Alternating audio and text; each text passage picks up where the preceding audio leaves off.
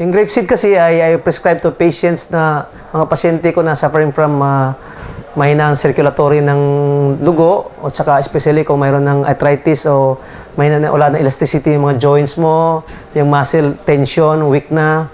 So, very effective yung grapeseed kasi tinutulungan yung collagen, yung elasticity binabalik niya. So, hindi ka magkakaroon ng artery block o magbabara yung dugo mo dahil sa wala na elasticity. So, very effective yung grapeseed sa mga ganong cases.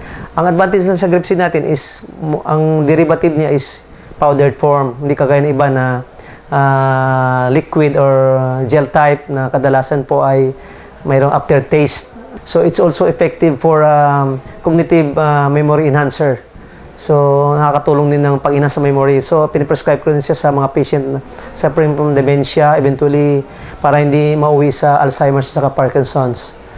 Kasi magkakaroon ka ng deficiency ng dopamine sa brain. So, definitely, magkaroon ka ng declining ng cognitive coherence. So itong product are all natural and safe.